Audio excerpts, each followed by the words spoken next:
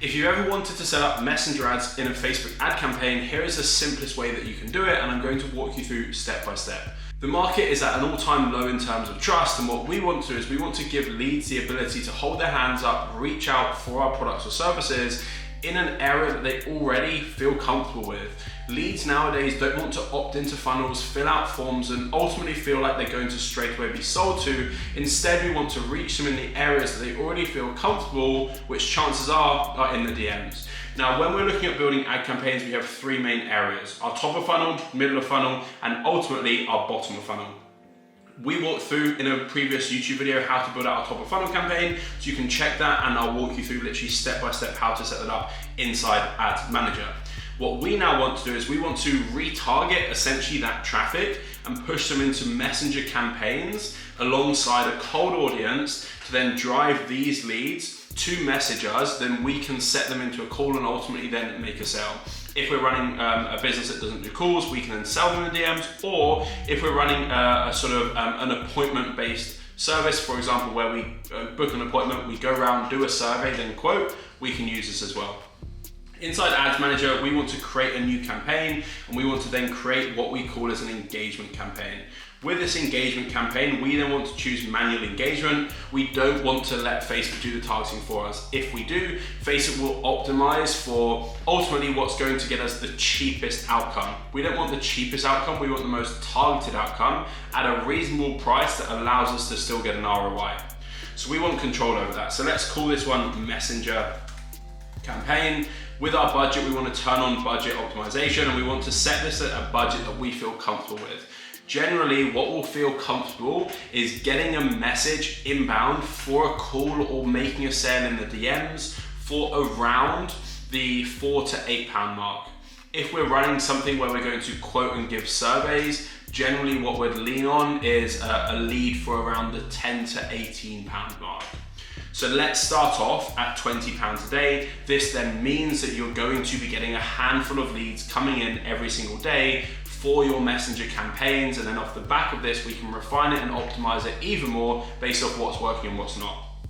When we scroll down, we can then go next, and we can now build out our actual audiences. So the first audience is we could do a retargeting audience, and we can then retarget ultimately all of the people that come through our organic traffic and our top of funnel. So conversion location on your ad, what we want to do is message destinations, and then what we want to do is a maximum number of conversations. From here, we want to click this drop down and select your appropriate Facebook page, and then accompanying that, we want to select the area where you get the most amount of traffic.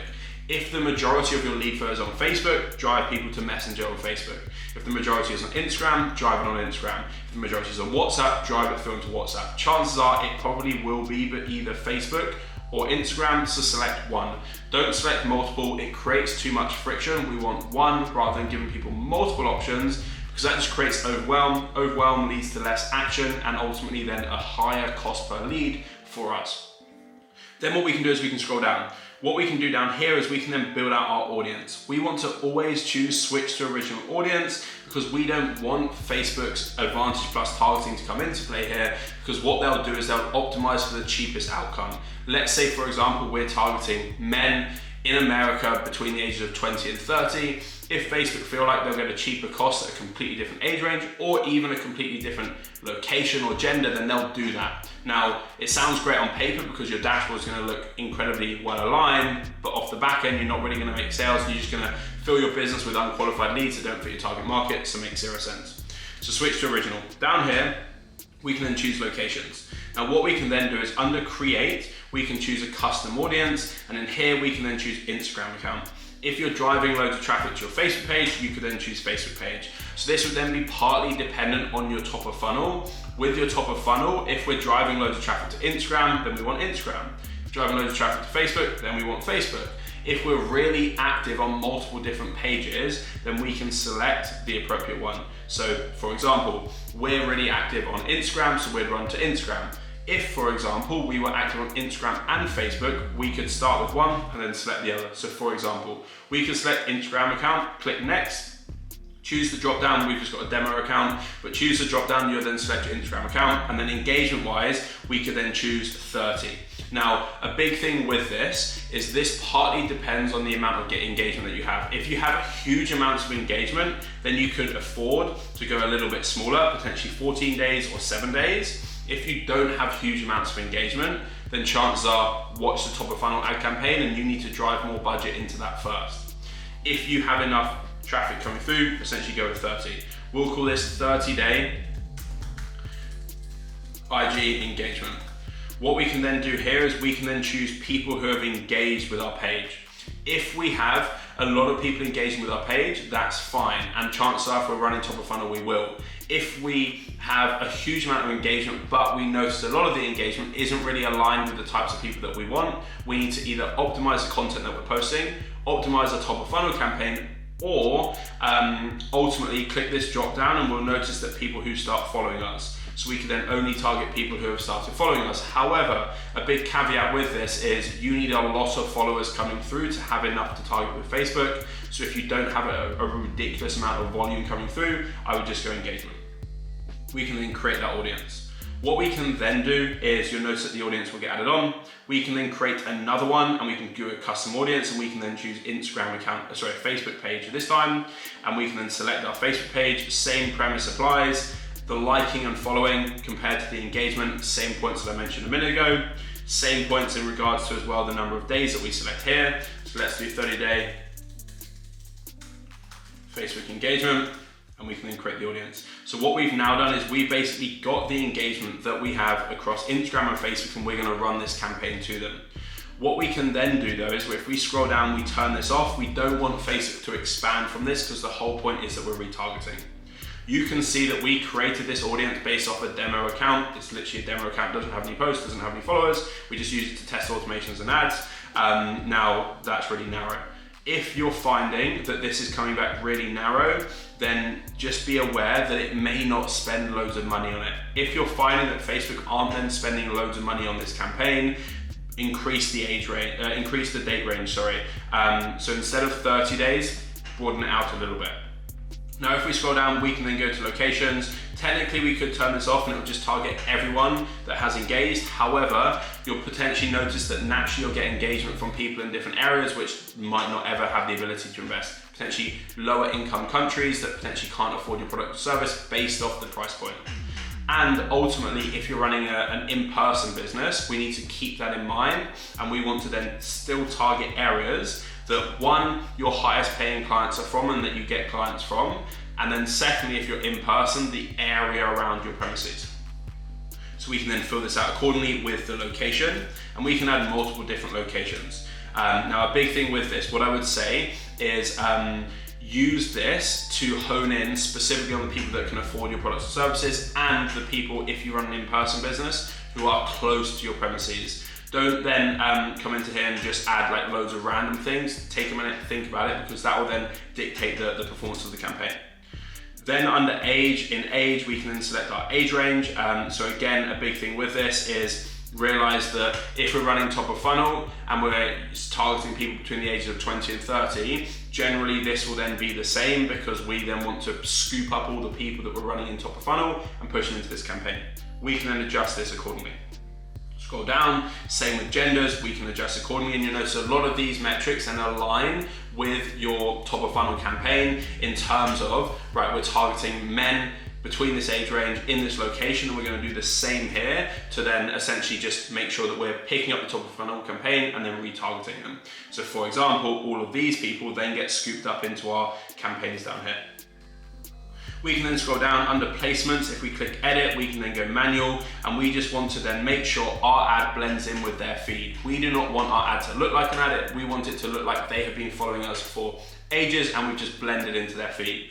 So what we want to do is we want to choose Instagram and Facebook and we only want to be shown on feed. And then what we only want to be shown on is,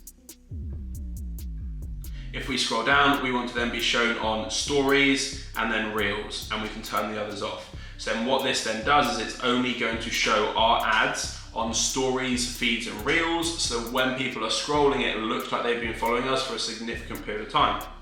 We can then scroll down and that's then our essentially audience built. We can then go next. Once we've then done that, we're now into editing our ad and we can then call this ad one. Now inside ad one, what we then want to do is we want to then build out our actual ad. So down here, we can then set up our creative and we can upload images and videos. I would suggest 2 videos and 1 image if you're looking to get people to purchase in the DMs or book a call.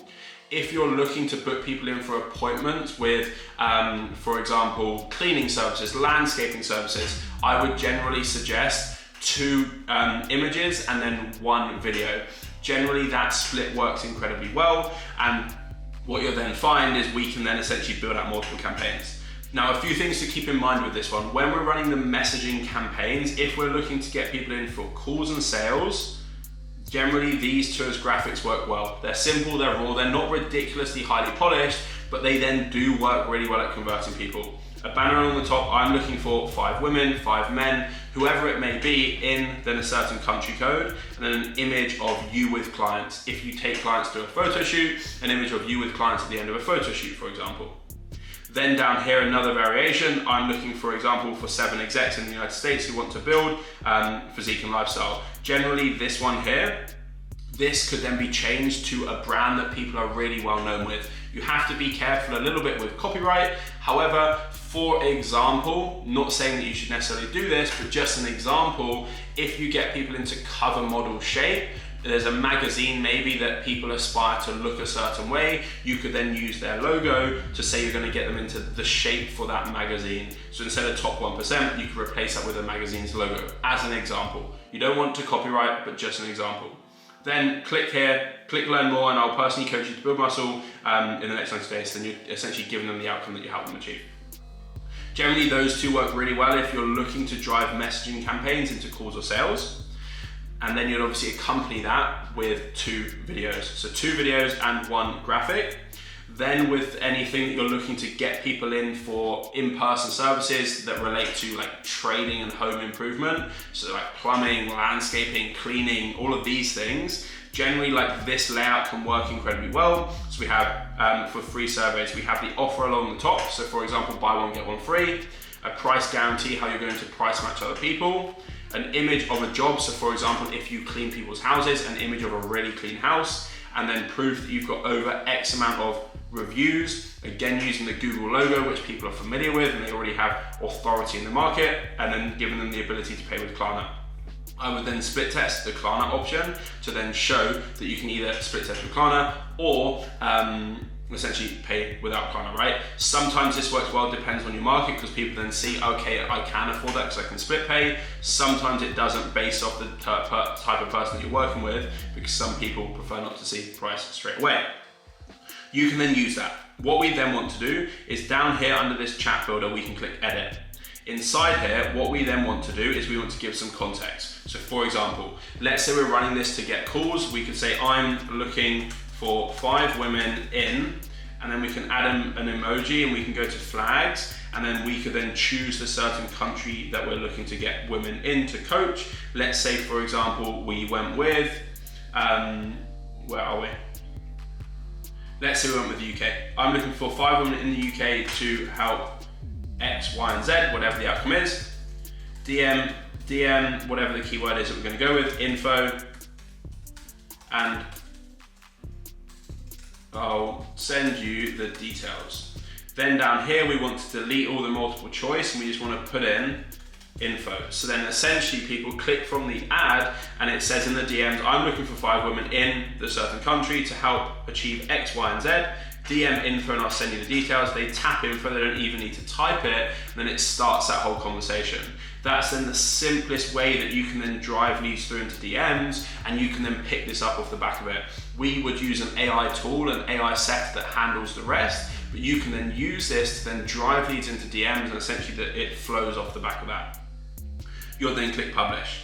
Once you've done this for one ad, you would literally then just duplicate, and when you duplicate this, you could then call this ad 2.